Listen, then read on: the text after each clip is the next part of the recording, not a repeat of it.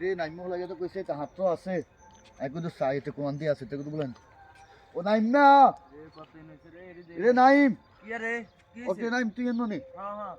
সেদিকে উড়ে উড়ে আছে আরে খেতে একটু কাম করতে আইস না উড়িয়া কাম আছে কসা উড়িয়া আরে ভাই কসা কি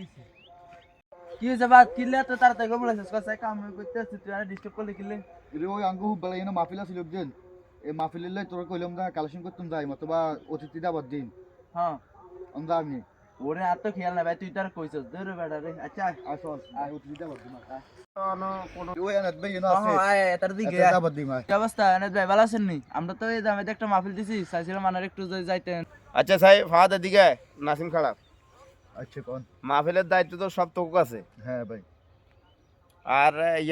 আমার কথা শোন মাহফিল দিবে কোনো সমস্যা নাই হুম। একটা কথা মনে রাখবে মাহফিল দিলে মাহফিলে যে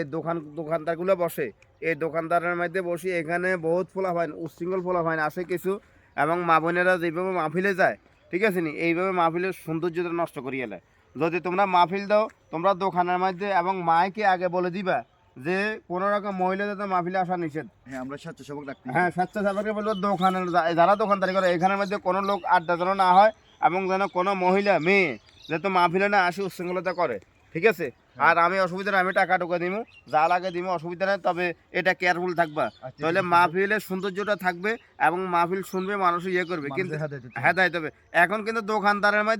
মধ্যে সবসময় মানুষ মহিলা পুরুষ একত্রে আড্ডা দেয় লাগে না ঈদের মতো এইগুলো এই জন্য মাহফিলের মধ্যে আমি ইয়ে করি না ঠিক আছে নি আচ্ছা, ঠিক আছে এটা খেয়াল রাখবো ওকে ভালো থাকো